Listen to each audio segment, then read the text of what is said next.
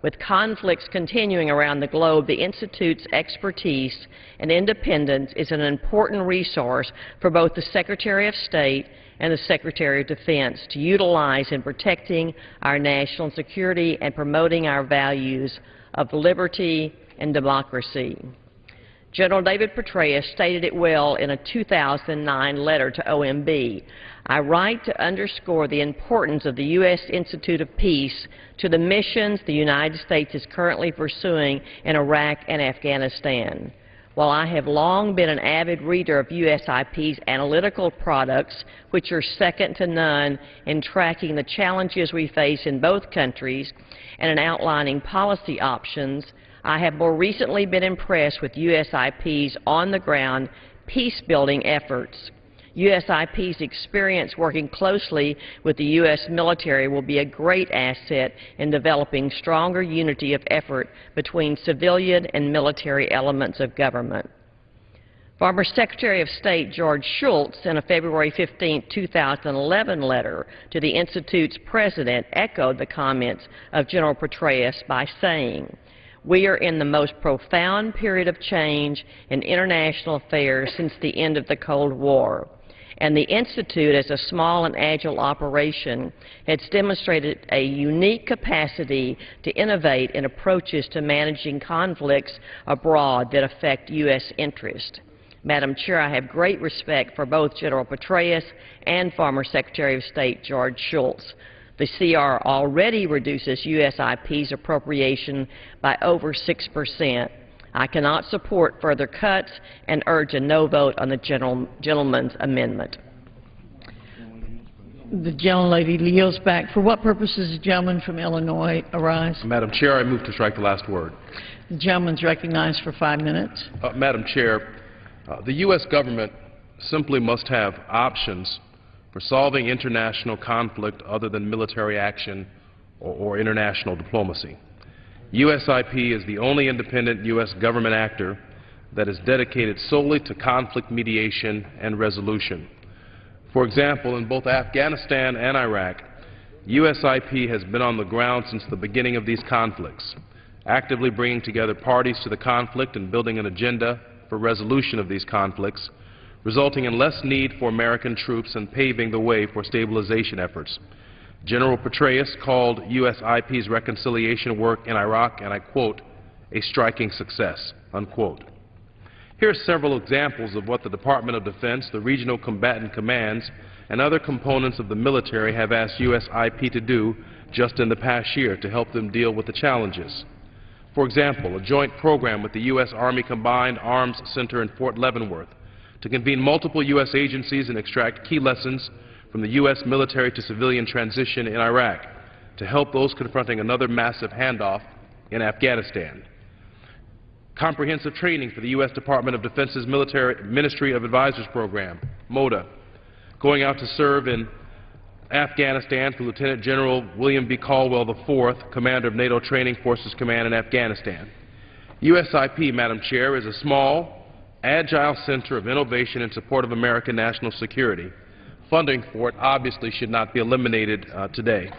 And I want to draw from a letter that General Petraeus, the General of the United States Army commanding forces in Afghanistan, most recently wrote to Rob Goldberg, the Director of International Affairs at NSP.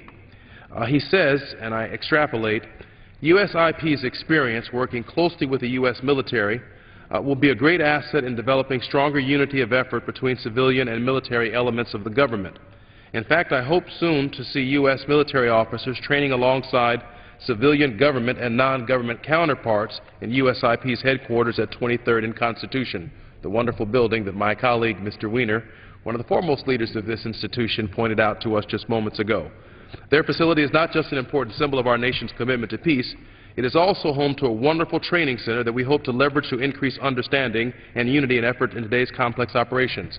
The UIP is across the street or just across the river from the Pentagon, therefore giving access to our military leaders who are fighting abroad.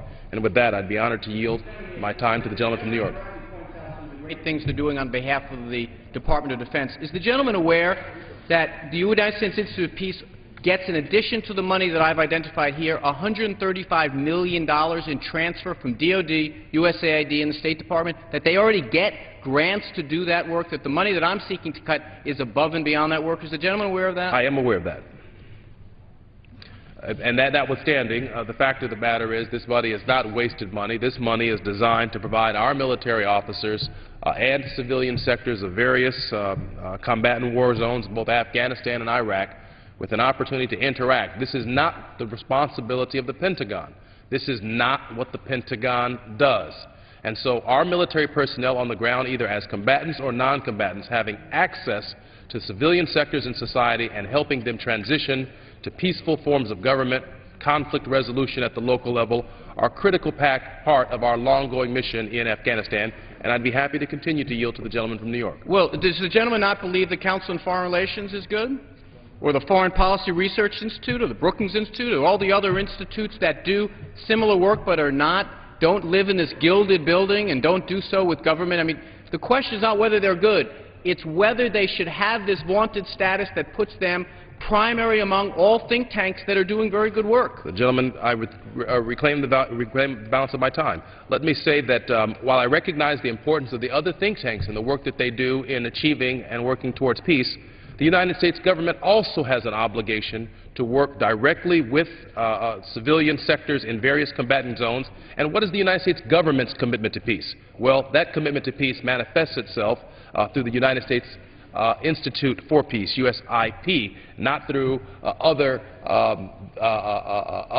foundations or other means by which peace may be maintained. And I thank the gentleman for engaging in the debate. Thank you. The gentleman's time has expired.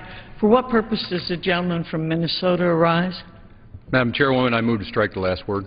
The gentleman's recognized for 5 minutes. Thank you, Madam Chairman. I rise today in support of the amendment, and I thank the gentleman from New York, Mr. Weiner, for working across party lines to include us in this continuing resolution. After years of massive deficit spending and with a ballooning national debt, we must look for ways to rein in Washington's out-of-control spending and begin the process of getting our fiscal house back in order. That begins by cutting unnecessary and repetitive programs like the U.S. Institute for Peace. Make no mistake, I believe that the Institute's goals are important and they are honorable. Who among us does not wish for peace, both for ourselves and for future generations of Americans? But given our current fiscal constraints, I cannot justify spending $42 million to pay for organizations whose role could be fulfilled by existing departments, agencies, or nonprofit organizations, many of which do not depend on federal government funding. This program has essentially been on autopilot with no real congressional oversight since it was created 25 years ago. Over that time, the taxpayers have spent over $700 million to fund the redundant organization. Enough is enough. The people of Northeast Minnesota sent me, like many of my freshman colleagues, to Washington because they are tired of an unaccountable government wasting their hard-earned dollars and borrowing it against their children's futures. I am proud to note that this amendment was supported by the Citizens Against Government Waste, a nonpartisan group whose mission is to eliminate waste, mismanagement, and inefficiency in the federal government. They know an unnecessary program when they see it. For example, in the building for the Institute for Peace, and this is from their website, there will be a contemplation area that will provide a quiet meditative setting where visitors can reflect on their journey through a global peace-building center, enveloped in a spare yet evocative space combining a soothing water element with a generous gathering area.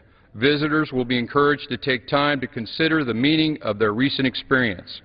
Preliminary thoughts for the water feature suggest a piece of cantilevered honed slate across which flows a thin sheet of water that spills off into a table into a pool below.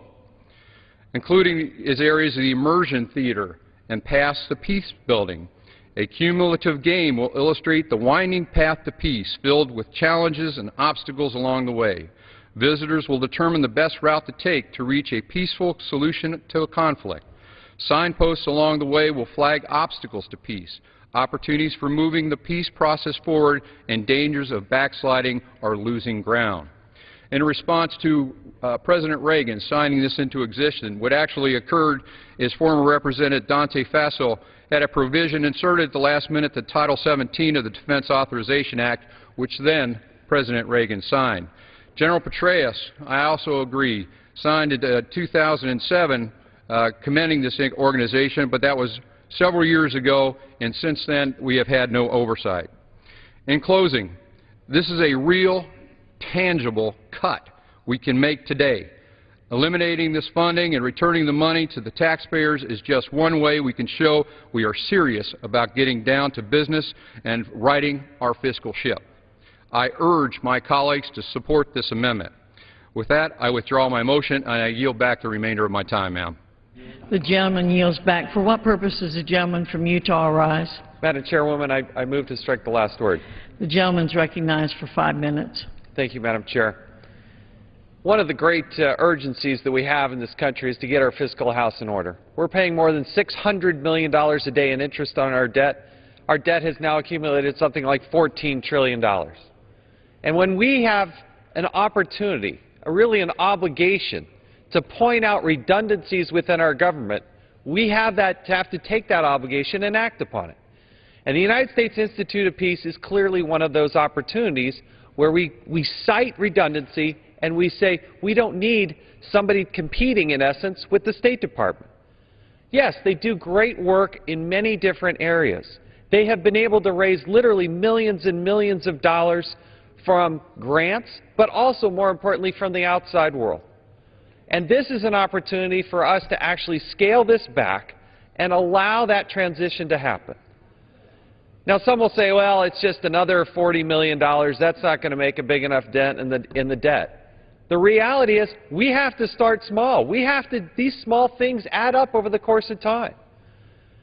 These appropriations that have happened year after year after year, really in autopilot, have now cost the taxpayers in excess of $700 million. We're about to approach $1 billion, right in the shadows of the State Department. Their primary mission is to do what the United States Institute of Peace is also trying to do.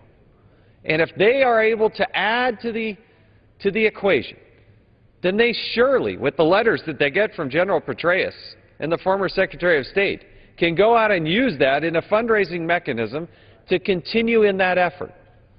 But for us, to go back in to the taxpayers' wallets and pull money out and give it in favor of this particular institution, in contrast to what Cato and Heritage and all these other organizations that have been identified previously, is not fair, it's not right. And in this case, I would urge my colleagues to understand the redundancy that is going on here and say, please, this is an opportunity where we can truly make a cut. I appreciate the great work that Representative from New York, Mr. Wiener, has done, and the gentleman from Minnesota has spoken to this. I concur with that. I'd be happy to yield. Gentleman for yielding. There seems to be some confusion about the role of the State Department and the role of the Institute of Peace. We know that the State Department is responsible for diplomacy, and the Institute of Peace is the only institute that the United States of America has on the ground that advances peace in conflict areas, sustainable peace. The gentleman please comment for us on the difference between diplomacy at the State Department and peace. Peace is not the responsibility of the State Department. Thank you, gentleman, for yielding. I would be happy to yield to the gentleman from New York.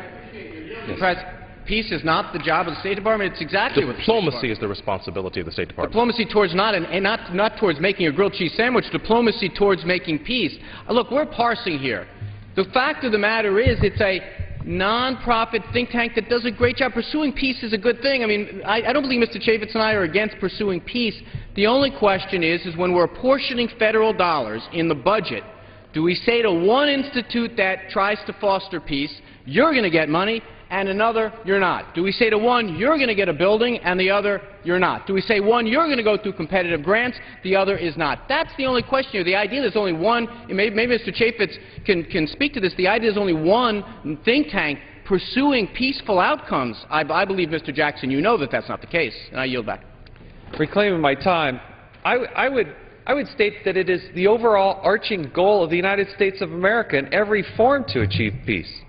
I think we are a very peaceful nation. I think to the President, the Congress, the State Department, the Department of Defense, the overall goal of the United States of America is to achieve peace. And if we have anybody who's trying to pursue anything other than peace, I would take issue with that. And, for example, if the gentleman would just... I also think we need to change the way we think here. You know, a lot of us are like, why would you want to defund anything with peace in its name? It's fundamentally anathema to everything we kind of... The gentleman yield.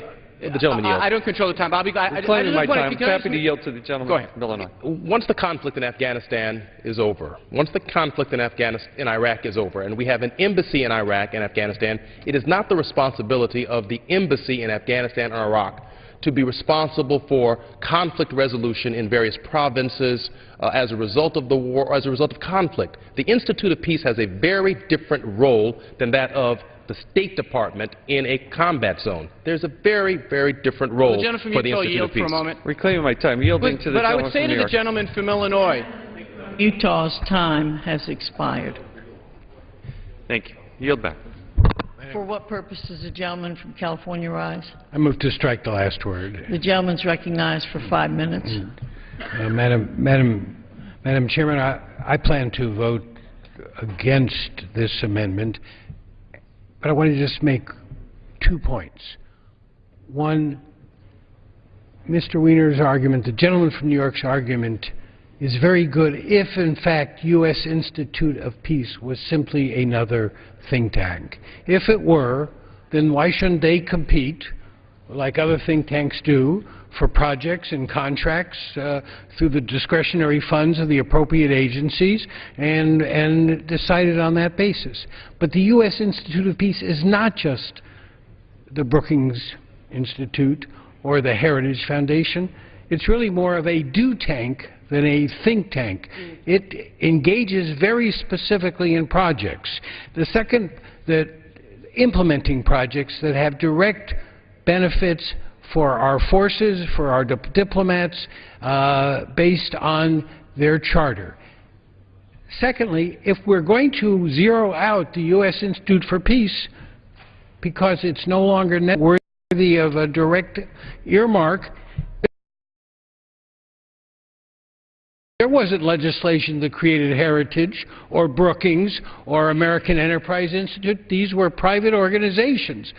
The U.S. Institute for Peace was created by legislation passed by both houses. This wasn't dropped in some conference committee. This was a piece of legislation that authorized and created that institute, and what the appropriators do each year is decide what appropriation should come. As the gentlelady from Texas said in her opening remarks, they've already taken a whack out of the Institute of Peace for this particular year because in some cases they took a bigger whack out of some programs that I wish they hadn't done, but they've cut this.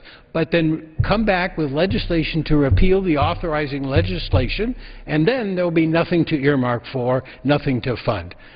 The fact is, yeah, it's a nice building, and it's right next door to a pretty drab building, the State Department. But the State Department may not like the building they're in, but they sure like to use the U.S. Institute of Peace for a whole variety of activities that they think they're able to get value added from, and they choose to direct and work with and contract with and partner with the U.S. Institute of Peace on a whole variety of projects, as does the Pentagon. Will the gentleman yield? Will the gentleman yield? Sure. You can't reserve. Will the gentleman yield? I just want to make sure that it's clear what we're saying. I don't think anyone who supports this amendment believes they should cease to exist. You can go to their website. They also have the benefit, being a beneficiary of private funds, that they raise in large amounts. They can raise money to continue their work. And it was Mr. Jackson suggested that somehow no one else can do this work. The State Department has an Office of the Coordinator for Reconstruction and Stabilization. The Defense Department has an Arms Control and Disarmament Agency. These functions exist within the agencies. No one is saying it should not exist, Mr. Berman. It should exist, just not in this way. I respect that. You're not saying they shouldn't exist. But this isn't a matter of whether or not they should exist. It's that we, by statute, decided to create them for very specific purposes. If you don't think this is worthy of federal funds, then put in a legislation to repeal the authorization and the creation of this institute. Don't keep a statute on the book that creates an institution which we're now going to take away the direct appropriation for. Will the gentleman yield for a question? Sure. You know, you've got to understand, in the context of this CR, we have a binary choice. Fund, don't fund. I agree. I would like there to be oversight since 1985 over this and to answer this question. But to be very clear, you are not entirely correct. The money and the authorization to build the building came in the form of an earmarked drop of $100 million by Senator Stevens that came from neither House, from neither committee. It just fell in there. And that was to build that building. Again, a benefit to it. We're catching up $780 million in. If retroactively you could undo the money that was spent to build the building, make that argument. You are right now trying to zero out the appropriation for the programs of an institute that Congress created through legislation passed in both houses. Put in a bill to repeal the legislation, and then we'll go through the arguments about its merits or not and decide. Don't wipe it out through this indirect fashion. You put in legislation, the authorizing committees will consider that legislation. This isn't the right way to do it. I urge a no vote. The gentleman yields back. For what purpose does the gentleman from Texas arise? Madam Chairman, I rise to strike the last word. The gentleman is recognized for 5 minutes. Thank you, Madam Chairman. I yield as much time as the gentleman from Minnesota can consume. I thank the gentleman from Texas for yielding. Thank you, Madam Chair. Just to discuss a point about the Institute for Peace being not like any other organization. Actually, they are. Afghan Study Center, where they will go and conduct 2-day, 1-day seminars in Kabul provinces on national unity, peace, and stability. Cooperation for Peace and Unity organization. Resolve long-standing conflicts on Pashtun Sunnis over disputed grazing wetlands. Report back to the respective community stakeholders on peaceful approaches to resolve their disputes. Another organization, Cooperation Center Afghanistan. The CCA will map ethnic-based conflicts and center Afghanistan, train local members and civil society leaders on conflict resolution and conduct community outreach to promote nonviolent practices in conflict situations. These, dear colleagues, are in country. The same thing as the Institute for Peace does. Now, the bottom line for this is we are $14.1 trillion in debt. We are selling our children's future away. The only reason I am standing here today as a member of Congress is because I'm a father on a mission to restore the fiscal responsibility of this great body. And this is one organization that we can do without. Well, the gentleman yield on that point. You know, I just want to also make something else clear. You know, one of the ironies of the way the U.S. Institute of Peace operates is that they are also in the grant-making business with U.S. taxpayer dollars, about $50 million. Now, they actually use this as a defense for their practice. They say, oh, wait a minute, Congressman, we pass along some of our money to institutions, to other institutions. We understand there are other people that do our business. That's not their job. That should be the job either of an agency that they're contracted with, the Department of Defense or State, or Congress. Now we're saying that we need them to give money to other institutions. They themselves rebut what Mr. Jackson and what Mr. Berman were saying because they've identified universities and nonprofits. The gentleman from Minnesota is exactly right that there are other institutions that do this.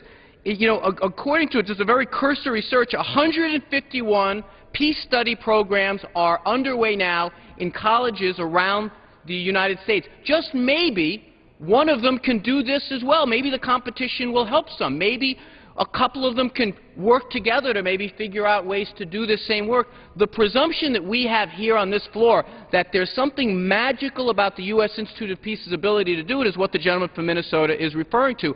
I haven't heard that introduced in evidence, and if I went to the transcripts since 1985 of oversight hearings, I'd have very small reading to do, because we didn't have any. So what we're really relying upon is the benevolence of this organization to say, if you give us more than the $780 million we've gotten, we'll do good things with it. And the gentleman is exactly right, and I yield back.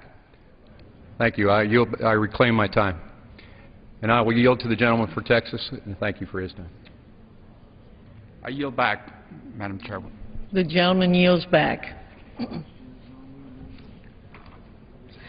The question is on the amendment offered by the gentleman from New York. Those in favor say aye. Aye. Those opposed say no. No. In the opinion of the chair, the noes have it. The amendment is not agreed to. Madam Chair, I'd ask for a recorded vote.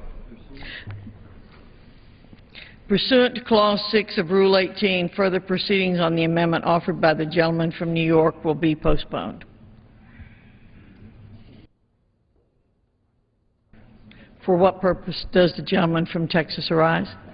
Madam Chairman, I have an amendment at the desk, pre-printed in the record, amendment number 248.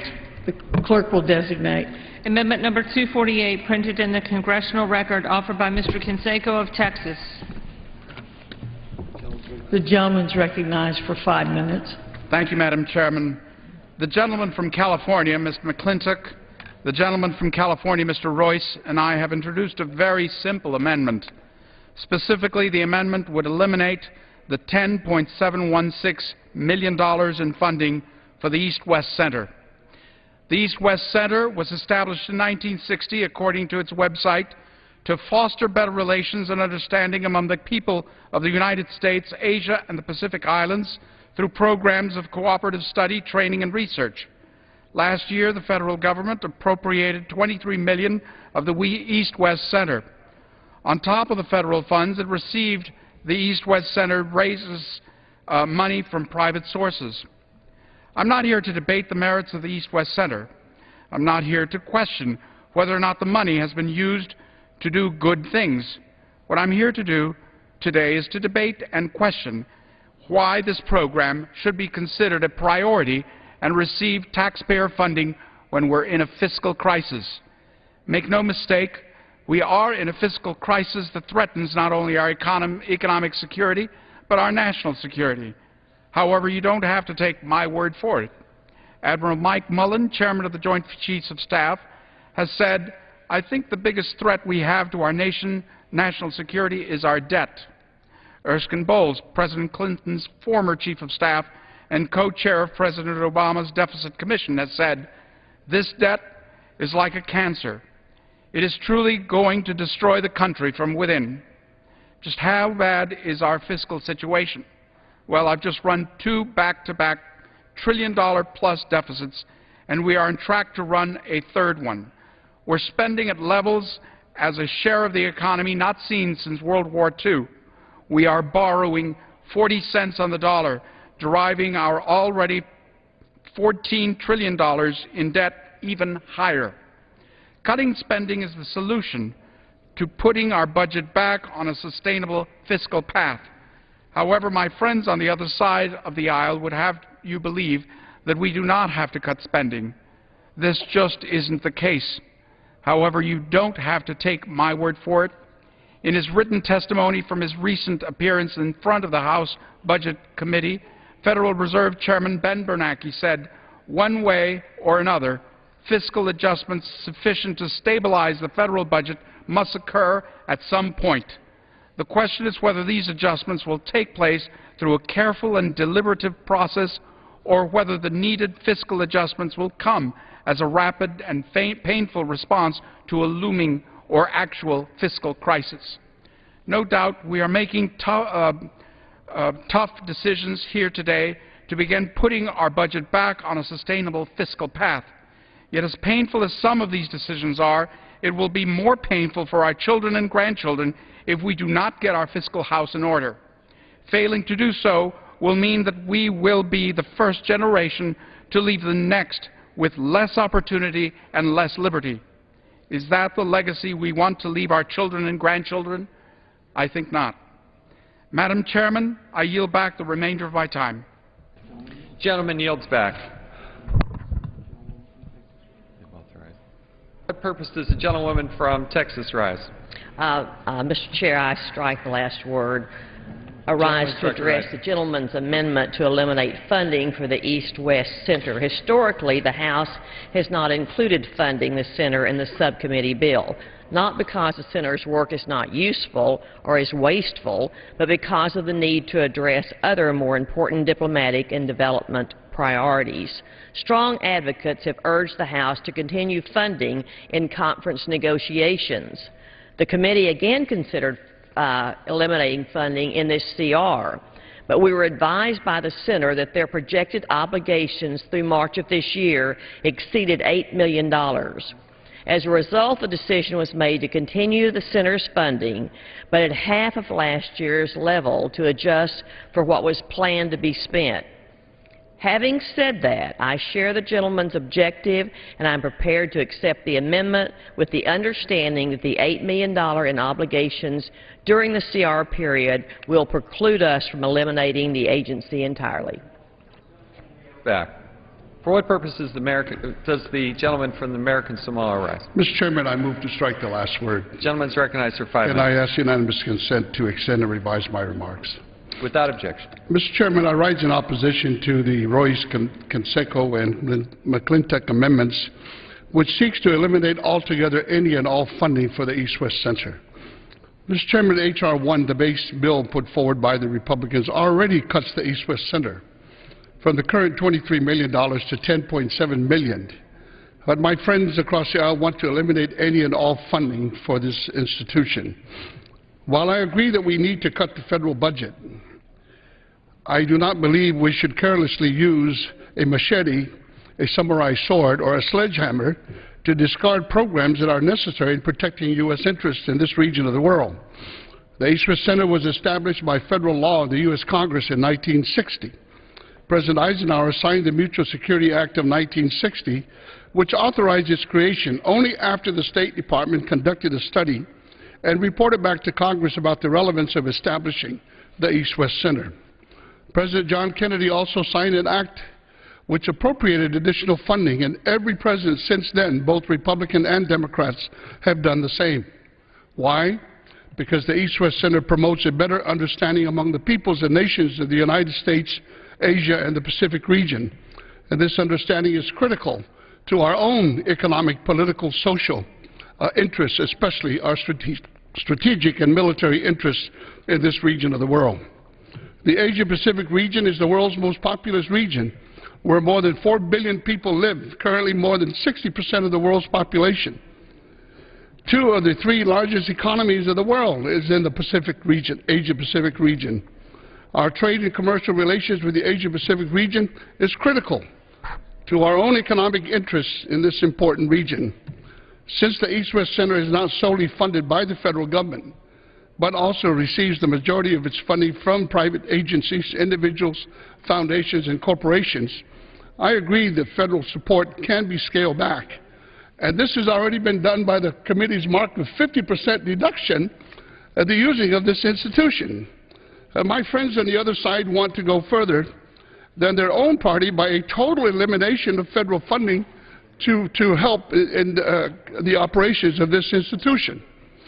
For the information of my colleagues here, more than 50,000 people from the Asia-Pacific region have participated in East-West Center programs, including many who currently hold high positions of leadership, including heads of government, cabinet members, universities, NGO presidents, corporate and media leaders, coming as eminently as they were participants in this important institution. Mr. Chairman, I ask the U.S. would do well to keep its seat at this table, and for this reason I ask my colleagues to support the base bill and the committee's mark concerning this important institution. And I do want to say that while I have the utmost respect for my colleagues on the other side of the aisle who wanted to eliminate this institution, we do have an authorizing law that continues to provide for the continuation of the activities of this important institution that is currently has done many things in promoting and to enhance a better relationship between our country and the countries of the Asia-Pacific region. With that, I respectfully request that these amendments not be approved, and I yield back the balance of my time. Gentleman yields back. Question is on the amendment offered by the gentleman from Texas. Those in favor say aye. Those opposed say no. In the opinion of the chair, the noes have it. The amendment is not agreed to. For what purpose does the gentleman from Texas arise? I would request a vote, a recorded The gentleman vote. asked for a recorded vote. Vote. Pursuant to Clause 6 of Rule 18, further proceedings on the amendment offered by the gentleman from Texas will be postponed. Thank you. The clerk will continue to read. Page 321, line 12, section 2104, the level for each of the following accounts shall be as follows. International commissions, International Boundary and Water Commission, $43,419,000. International commissions, International Boundary and Water Commission, United States and Mexico Construction, $25,286,000. Section 2105, the level for each of the following accounts shall be as follows. Related agency, Broadcasting Board of Governors, International Broadcasting Operations, $689,761,000. Section 2106, the level for each of the following accounts shall be as follows. Administration of Foreign Affairs, Education and Cultural Exchange Programs, $501,347,000. Related programs, National Endowment for Democracy, $110,920,000.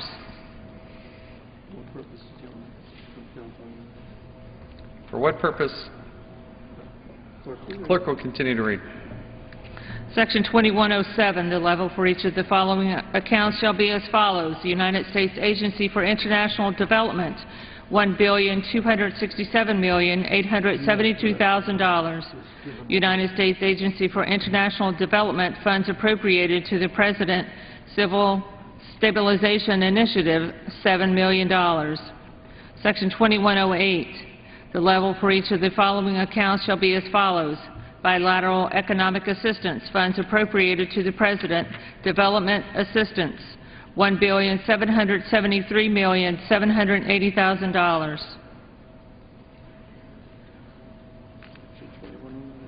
Section 2109, the level for each of the following accounts shall be as follows. Bilateral economic assistance, funds appropriated to the President, economic support fund, $5,706,552,000. For what purpose does the gentleman from California rise?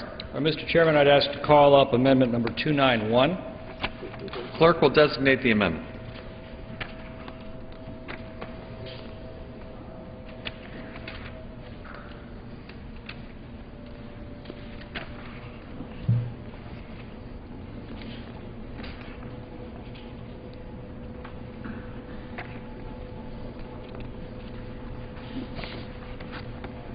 Amendment number 291, printed in the Congressional Record, offered by Mr. McClintock of California. The gentleman is recognized for 5 minutes. Thank you, Mr. Chairman.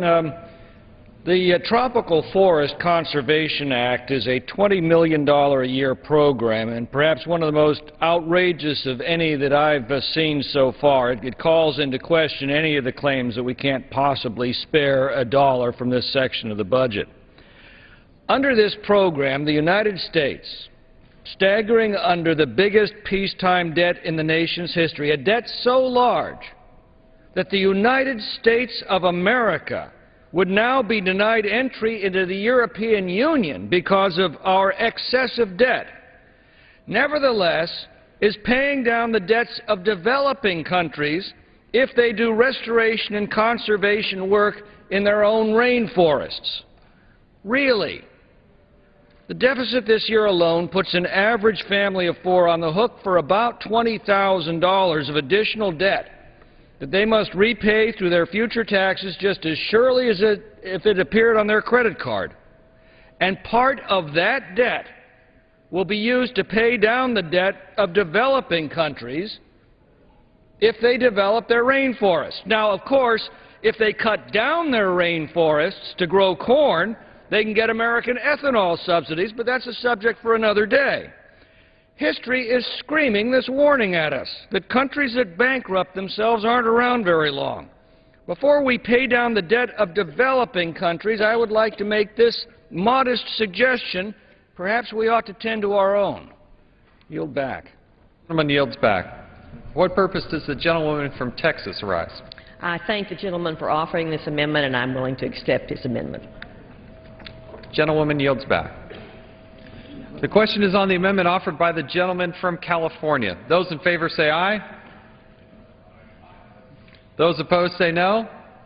In the opinion of the chair, the ayes have it. The amendment is agreed to. Clerk will read. Page 324, line 4, section 2110. The level for each of the following accounts shall be as follows. Bilateral economic assistance. Funds appropriated to the President. International disaster assistance. $429,739,000. Bilateral economic assistance funds appropriated to the President. Transition initiatives. $44,635,000. Section 2111. Bilateral economic assistance, Department of State, Migration and Refugee Assistance, $1,023,178,000, and bilateral economic assistance, Department of State, United States Emergency Refugee and Migration Assistance Fund, $44,635,000. Section 2112, the level for bilateral economic assistance, independent agencies, Peace Corps, $330,799,000. Section 2113, the level for each of the following accounts shall be as follows. International Security Assistance, Department of State, Non-Proliferation, Anti-Terrorism, Deeming and Related Programs, $740 million. Section 2114, the level of each of the following accounts shall be as follows. International Security Assistance, funds appropriated to the President, Pakistan Counterinsurgency Capability Fund, $1 billion. For what purpose does the gentleman? Section 2115, the level for each of the following accounts shall be as follows. Multilateral assistance, funds appropriated to the President, international organizations and programs, $309,897,000. For what purpose does the gentleman from Nevada rise? I have amendment number 29 at the desk. Clerk will designate the amendment.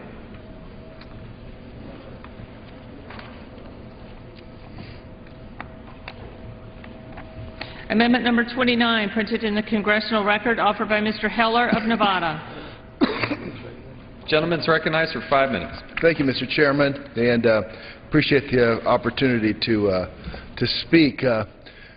Earlier this evening, or I should say last night, I had a teletown hall meeting, and I do this once a week, and generally what I do is I ask them, and we talk about what we're doing here on the floor today, trying to create jobs through reducing the size of our federal government. So I open it up and ask people, what would you cut? Or send me an email. Go to heller.house.gov, hit the prompt button to send me an email. Tell me what you'd cut out of this federal government. And I get obviously numerous responses, as I'm sure most people in this audience would. But I have to tell you, on the top of everybody's list, frankly, is if it's not top 2 or 3, it's in the top 5. It's always to cut foreign aid. Cut foreign aid. So we have an opportunity to do that today.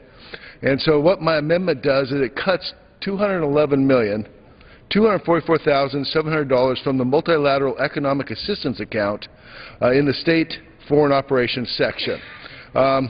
This number is 14.5% of the account. And I'm asked, what's the purpose of the 14.5% of this particular account? Well, it happens to match.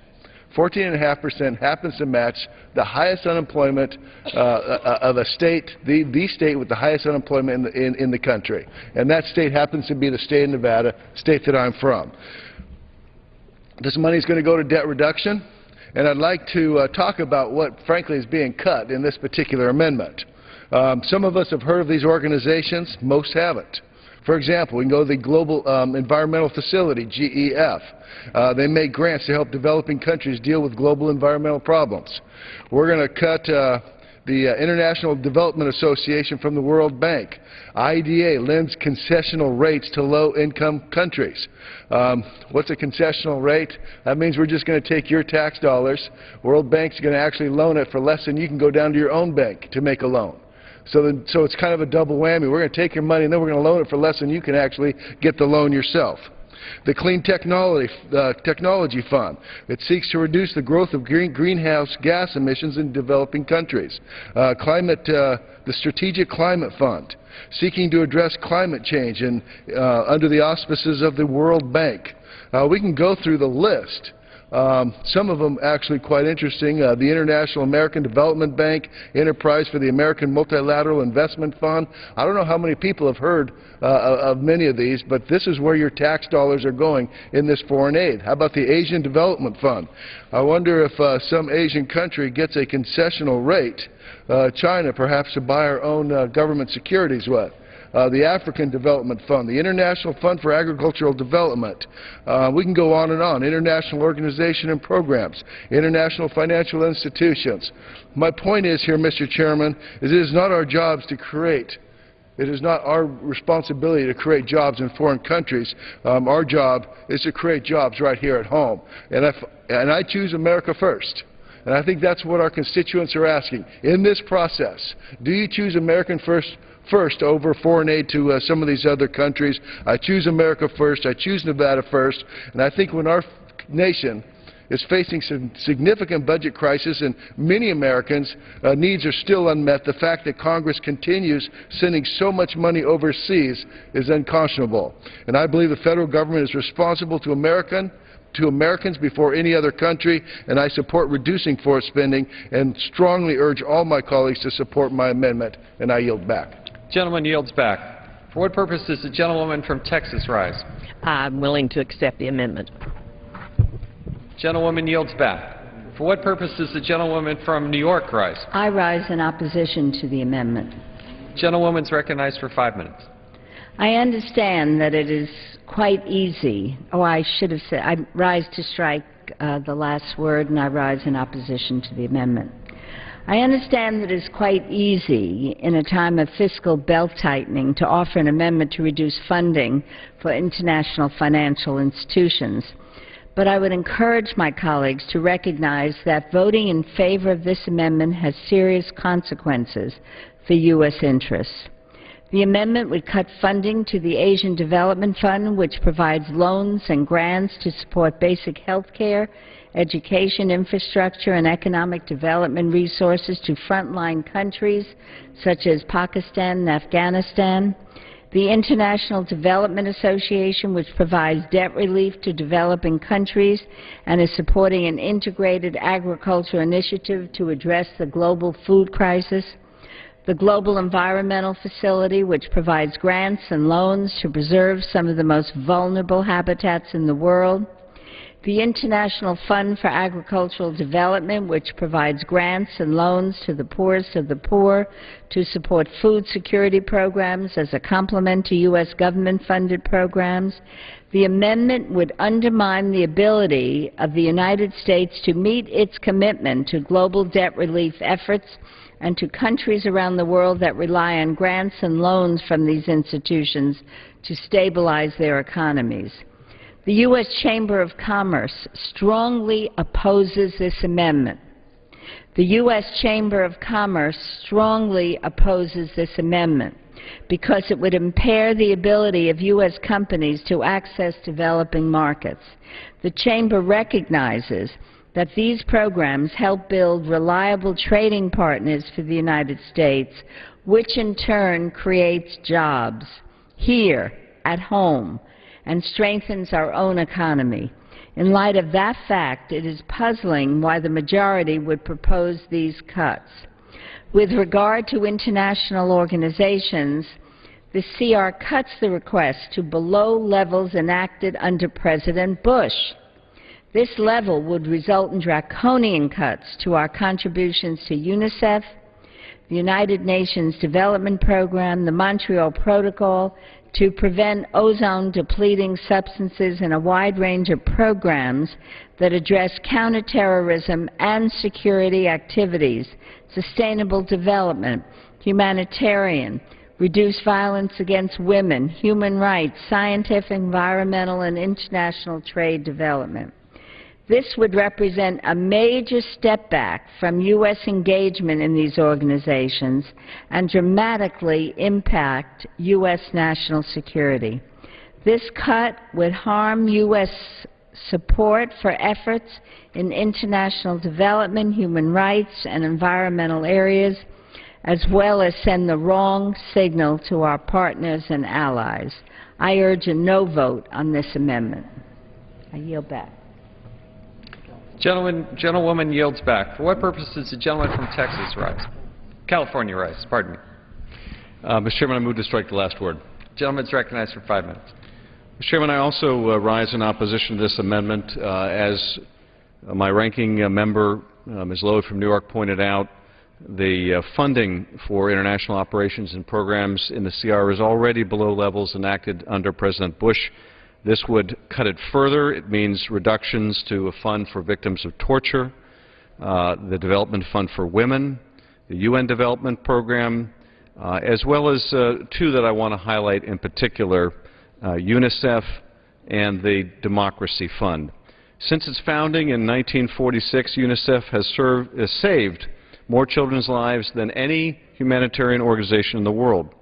UNICEF works in 150 countries, literally saving children's lives, one of the best investments in foreign assistance dollars. Through global efforts spearheaded by UNICEF, child mortality rates have dropped by a third since 1990. Every year, 8 million children under 5 still perish from preventable causes. The funding contributed to UNICEF is urgently needed to help save these children. UNICEF reaches more than half of the world's children with inexpensive immunizations against lethal diseases like measles and tetanus. Annually, UNICEF distributes more than 2.6 billion doses of vaccines worth more than $600 million. UNICEF is one of the largest purchasers of anti-malarial bed nets, distributing 19 million of these life-saving nets in 48 countries. Nearly a third of the funding for UNICEF comes from non-governmental sources, business, personal, and foundation contributions.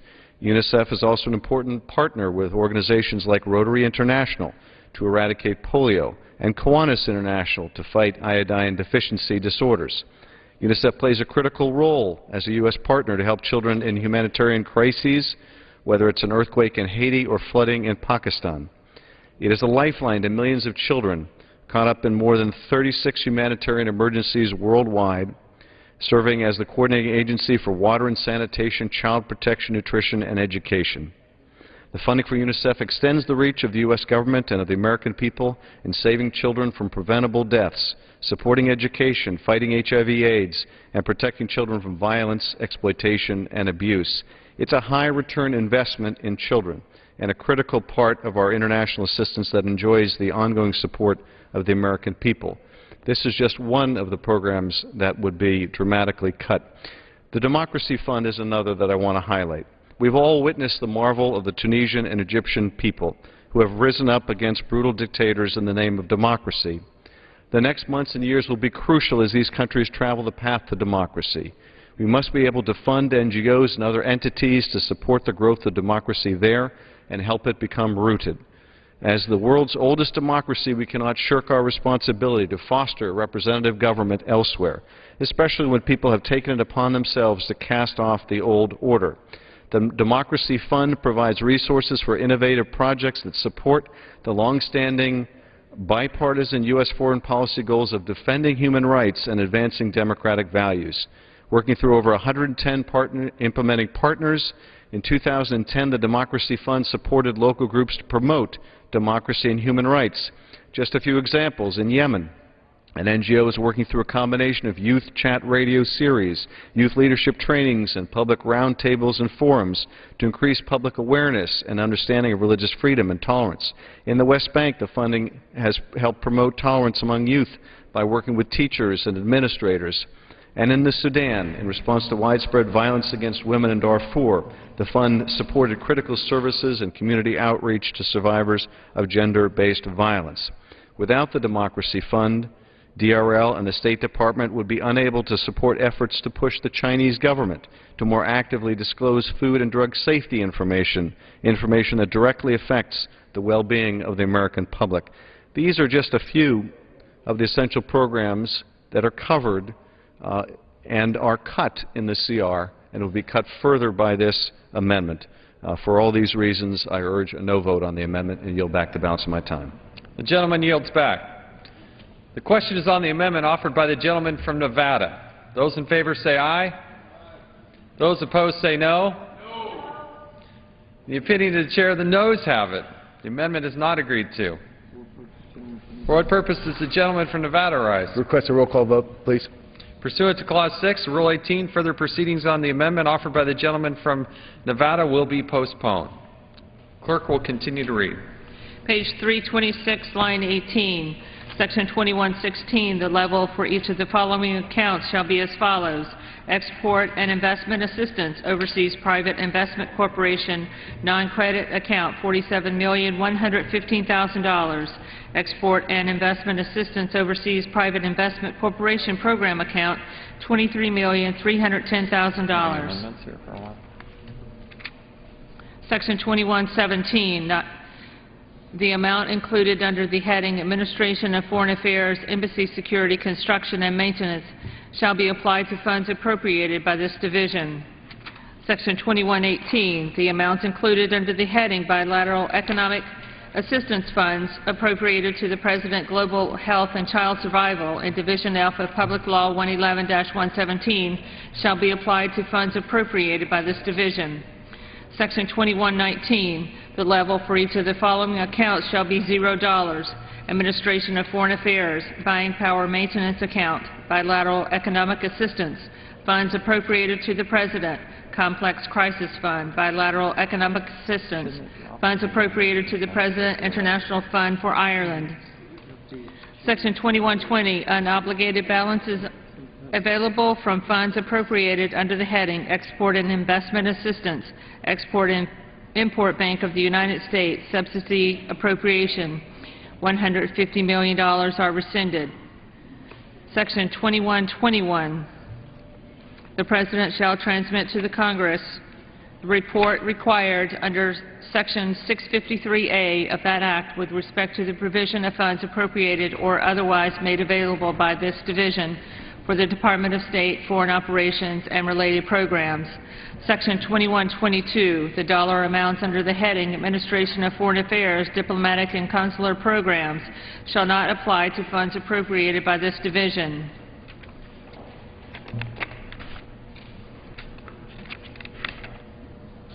Section 2123, the first proviso under the heading Economic Support Fund in Division F of Public Law 111-117 shall be applied to funds appropriated.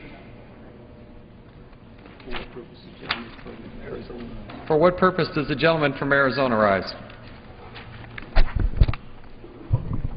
Mr. Chairman, I have an amendment at the desk. Clerk will designate the amendment.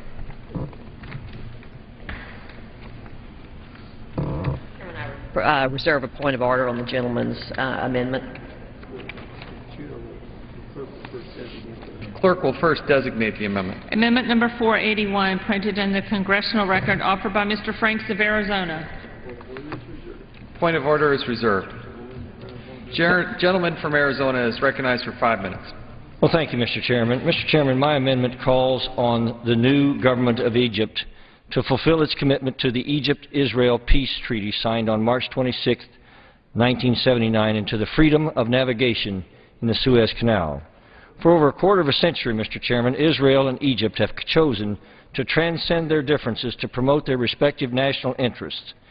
Through hostile times and dramatic regional and international changes, Egypt and Israel have maintained a steadfast commitment to the well-being and existence of one another. The United States now calls upon Egypt to maintain their alliance with the State of Israel during these perilous times. Israel has been a beacon of democracy in the Middle East, even in the midst of experiencing both foreign state-sponsored and other omnipresent terrorist attacks, all the while being surrounded by those who embrace a radical Islamist agenda and pledge a jihad against the tiny Jewish state. For this reason, I offer Amendment 481. The continuing resolution states that, quote, any assistance made available to the government of Egypt shall be provided with the understanding that Egypt will undertake significant economic and democratic reforms. Mr. Chairman, the Egypt-Israel Peace Treaty of 1979 is central to fulfilling that commitment. Now, I also feel it's important to express a grave concern about the Muslim Brotherhood in Egypt and their stance against preserving a peace and a relationship with Israel. According to its charter, Mr. Chairman, the Muslim Brotherhood seeks to impose Sharia law, to restore the Islamic Caliphate, and to conquer non-Muslim, quote, infidel states.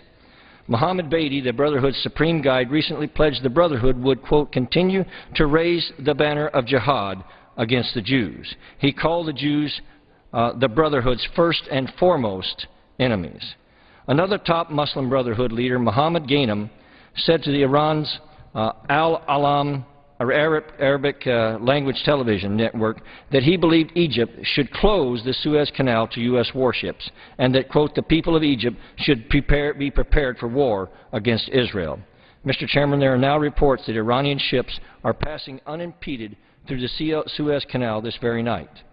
The Obama administration recently said that the Muslim Brotherhood is largely a secular group which has eschewed violence and has decried al-Qaeda as a perversion of Islam, and that they have pursued social ends and a betterment of the political order in Egypt, and that there is no overarching agenda, particularly in pursuit of violence. Mr. Chairman, what a preposterous and inexpressibly dangerous statement to make.